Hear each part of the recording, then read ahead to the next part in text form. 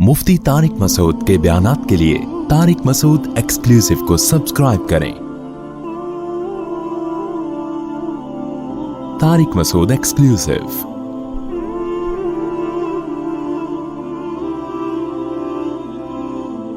अच्छा मेरे भाई, बाकी रहा ये मसला कि बड़े नुकसान से बचने के लिए छोटा नुकसान बर्दाश्त किया जा सकता है। इससे वो नुकसान है जिसकी शरीयत ने इजाजत दी हो, वो हराम काम जो शरीयत में वो हराम है, उसमें ये नहीं है कि बड़े हराम से बचने के लिए छोटा हराम किया जा सकता है। समझ रहे हैं? ये नहीं है। हराम चाहे छोटा हराम हो चाहे बड़ा हराम हो, वो क्या है? वो हराम ही है। हाँ, शदीद मजबूरी में शरीयत उस हराम को खुद ही हलाल कर देती है, वो फिर हराम रहता नहीं है। जैसे आप भूख से मर रहे हैं तो फिर शरीयत ने खिंजीर खाने की भी इजाजत दे दी जान बचाने के लिए, फिर वो खिंजीर हराम रहता नहीं है, बल्कि जान बचाना फर्ज है, उसको खाना पड़ेगा। तो तबलीग के लिए कोई ऐसा काम करना जो सरी हराम हो, ये जायज नहीं है। तो चाहे वो बैंक की आमदन वाला हो या कोई, अब जैसे कोई शराब पीता हो तो आप उसको दीन के करीब लाने के लिए बोले चलो, वो कहे ठीक है 2 घूंट पियोगे तो मैं दीन पे आऊंगा, वरना मैं नहीं आऊंगा। आपको 100% यकीन होगा ना कि मैंने 2 घूंट पी लिए तो ये 100% तौबा कर लेगा, तो भी आपके लिए वो 2 घूंट हलाल, एक कतरा भी हलाल नहीं होगा, बेशक वो जहन्नम में चला जाए। वजह उसकी ये कि हम शरीयत की बाउंड्री क्रॉस नहीं कर सकते। तो ऐसे बहुत से वाकयात हैं, शराबी के साथ फ्री हो गए और वो तौबा करके जन्नत में आ गया, लेकिन आप फिर आपको हिसाब देना पड़ेगा, क्योंकि एक शरीयत की बाउंड्री है ना, आप उसको थोड़ी क्रॉस कर सकते हैं। तो किसी बैंक वाले की बोतल पी लेना, उसके हाथ की जो सूदी, बशर्ते के 100% अर्निंग उसकी हराम हो।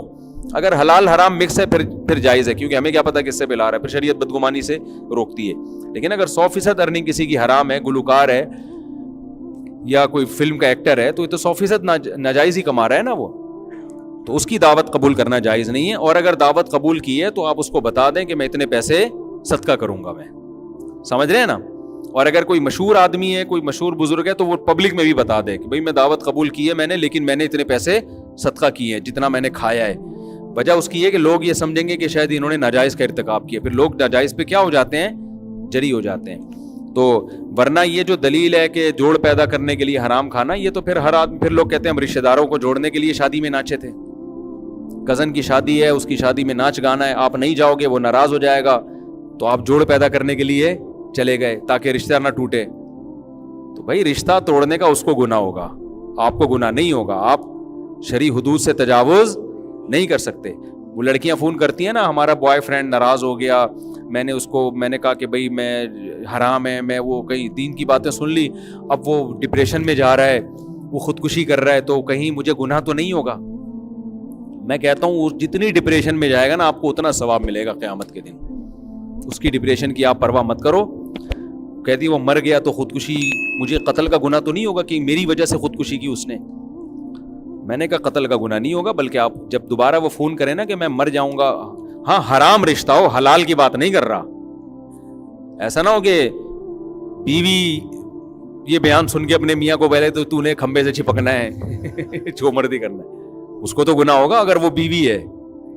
बाज औरतें नाराज होकर चली जाती है ना, वो हलाल रिश्ता है, मियाँ तड़प रहा है, याद कर रहा है, तो वो जो डिप्रेशन में जाएगा तो उसको तो बीवी को गुनाह मिलेगा। इसी तरह शौहर नाराज हो रहा है, बीवी डिप्रेशन में जा रही है, इसको गुनाह मिलेगा, क्योंकि मियाँ बीवी के रिश्ते को तो इस्लाम मानता है ना, गर्लफ्रेंड बॉयफ्रेंड को नहीं मानता।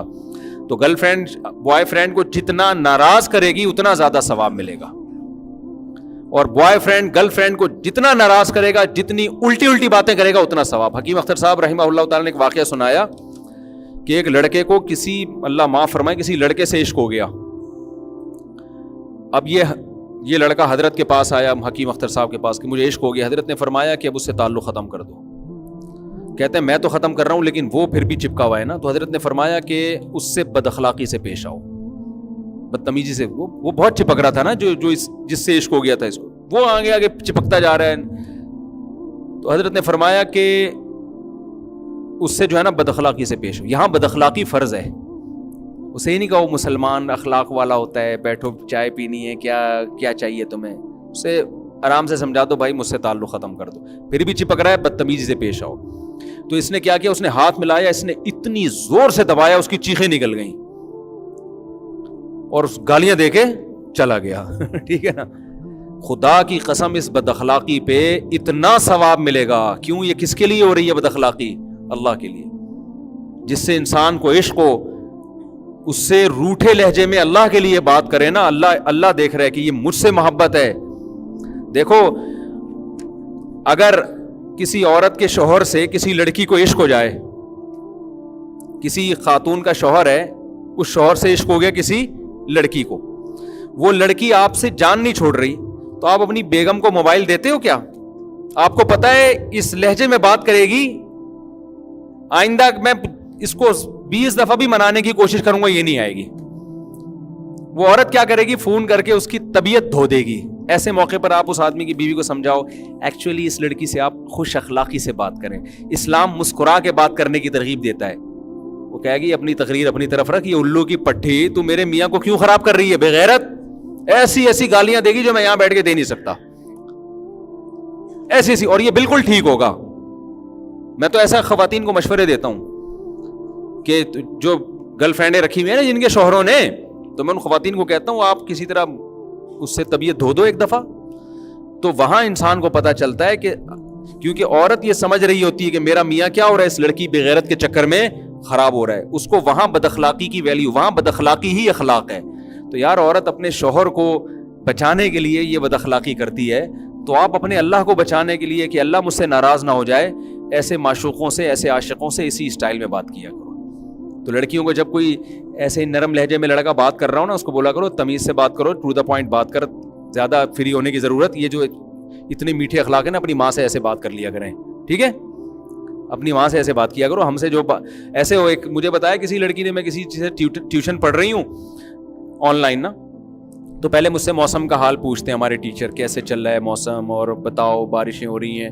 تو کہہ رہی میرے ٹیچر ہے، میرے لیے قابل احترام ہے، تو میں بتا رہی ہوتی ہوں. تو میں نے کہا آپ ان سے ایک دفعہ آرام سے بول دو، سر مجھے یہ پسند نہیں ہے، میں نے آپ کو فیس ٹیوشن کے لیے دی ہے، ٹو دا پوائنٹ بات کریں، بس محبت سے، تمیز سے، یعنی زیادہ یعنی بے احترامی پہلی دفعہ میں نہ کی جائے. تو ان کو آرام سے بتا دیں تاکہ وہ سمجھ جائے کہ یہ اس قسم کی لڑکی نہیں ہے. ورنہ خواتین بھی فری ہو جاتی ہیں. اصل میں ایکچولی بارش ہوئی ابھی، دیکھیں ٹیمپریچر تو الحمدللہ اچھا ہے، لیکن کہہ رہے ہیں کہ ابھی 2-3 دن میں بارشیں ہو جائیں گی. وہ تو پھر بعد میں ہے. آدمی ٹیوٹر بعد میں ہوتا ہے، آدمی کیا ہوتا ہے؟ پہلے ہوتا ہے. تو ایسے موقع پہ بد اخلاقی سے بات کرنا عین ایمان کا حصہ ہے. تو زیادہ فری ہونے لگے اس کو بولو اپنا کام سے کام رکھو، میرے سے زیادہ فری ہونے کی کوشش، بدتمیزی نہ کریں لیکن مضبوط لہجے میں بتا دیں. پھر بھی اگر نہیں ہے تو پھر بدتمیزی پہ آ جائیں، ابے تبے پہ آ جائیں. تو یہ پتہ نہیں کہاں سے بات کہاں سے کہاں چلی گئی. میں بات کیا کر رہا تھا؟ ہاں، تو یہاں بھی ایسا ہی ہے کہ جا کے کزن میں کی شادی ہو رہی ہے تو ڈانس کرنا یا مخلوط ماحول میں جانا، بھائی یہ اس کی اجازت نہیں ہے. اللہ پہلے ہے، مخلوق بعد میں. تو اسی طرح بوائے فرینڈ اگر کھمبے سے چپک رہا ہے نا، اس کو بولو چپک جاؤ، جا کے مرو، جا کے بہت ثواب ملے گا اللہ. اور جس دن چپک گیا آپ کو ڈبل اجر ملے گا، آپ پہ بالکل بھی گناہ نہیں ہوگا. تو اسی طرح کسی کو دین پہ لانے کے لیے آپ کو حرام کی اجازت نہیں ہے. دین پہ آئے گا آ جائے بھائی، کوشش کریں. نہیں آتا آپ سے قیامت کے دن سوال نہیں ہوگا.